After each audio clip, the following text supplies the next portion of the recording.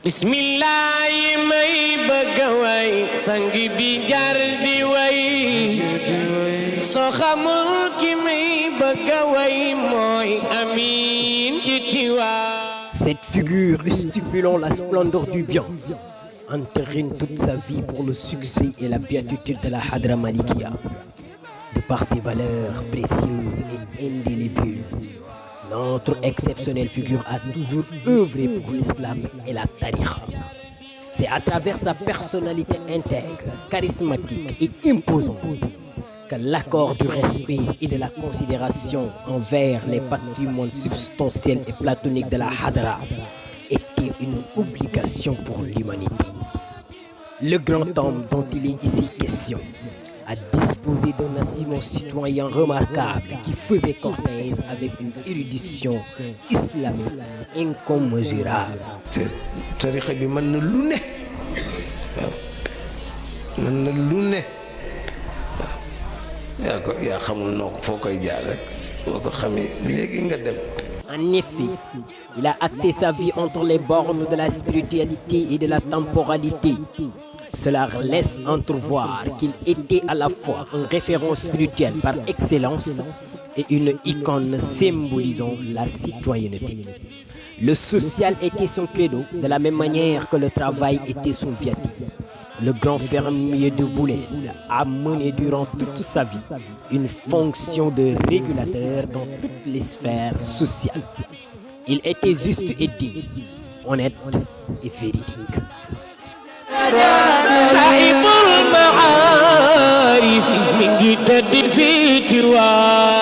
Protecteur de Sokhna Ndeye Astou Sy a été un homme de dialogue et de paix, car il a toujours souhaité que les disciples deviennent de par leur comportement les premiers porteurs de la stabilité du pays.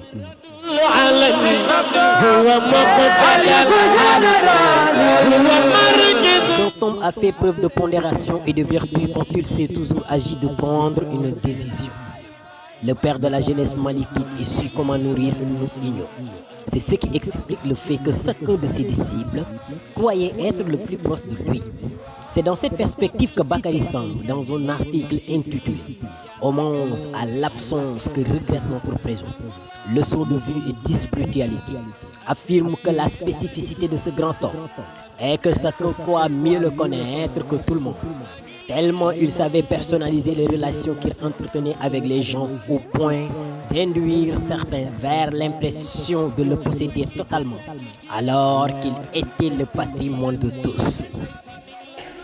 ngeen nekk ñu discipliné ndax nit ku discipliné wul lu mu am dana yàqu wata mu ne na ngeen di nekk ñuy xalaat te ngeen di xóotal seen xalaat bu ngeen dee gëstu ni ko seen maam yi daan defe nee na doomu aadama ci anarchie ci lay suufee lu dundam anarchie du réaliser dara. Cette personnalité exceptionnelle dont il est ici question a été une puissance qui forge l'implication des jeunes malikites dans le processus de l'émergence de la dite Hadara. Cette légende spirituelle a parcouru le monde entier dans le but de semer les graines de l'islam et de la tariqa Tidjaniya. Je parle de celui qui fit autant le bras droit de son père. Celui qui a assuré tant d'années avec sagesse et courtoisie l'intendance de Tivaouane. Celui qui a marché, parlé, travaillé et sacrifié son temps pour défendre la cause de l'islam et de la confrérie. Al-Khalifa Mawlaya Abdul Aziz Al-Amin. Le grand homme est celui qui a initié la célébration des Hadratul Jumu dans les espaces publics. À travers son esprit d'ouverture, le fils de Sokhna Astou Kane a été à la fois unificateur et éducateur, médiateur et conciliateur, régulateur et bâtisseur.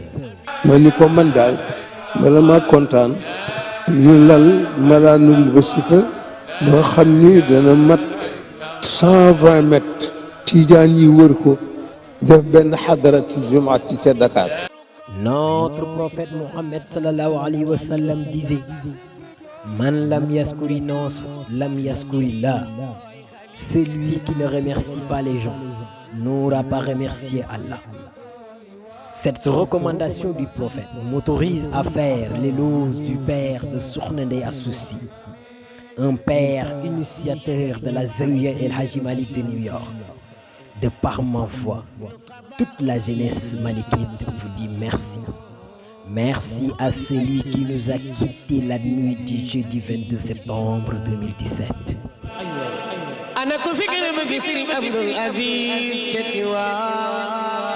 Merci à celui qui nous a donné les moyens de fonder des relations partout dans le monde et d'être écoutés, ceci en levant notre voile d'ignorance.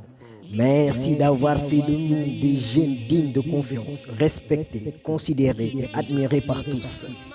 Merci de nous avoir enseigné le sens du pardon, de la tolérance et de l'acceptation de l'autre.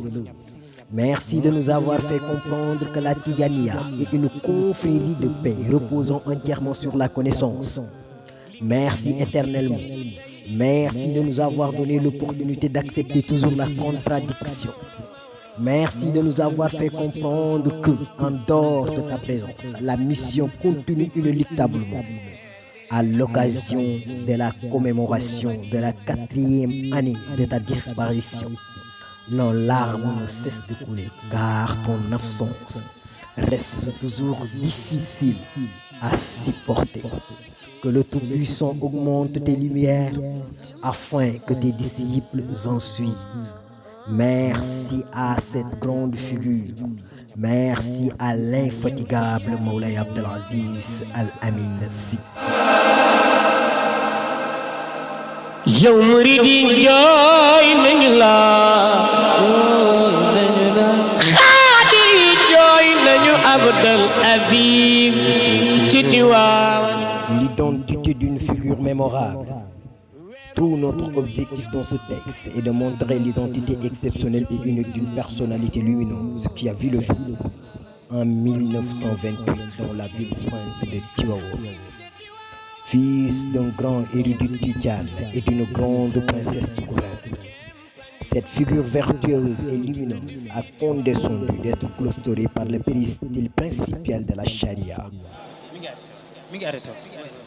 Serigne Abdou biñ julee Serigne Abdou def ci xabru bay ñibbis. Merci à celui qui nous a laissé un vide que personne ne saurait combler.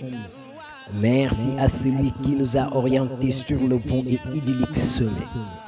Merci à l'homme généreux pour l'affection et l'amour que nous ressentons envers la tariqa. Merci à celui qui a réussi avec habileté sa lourde mission.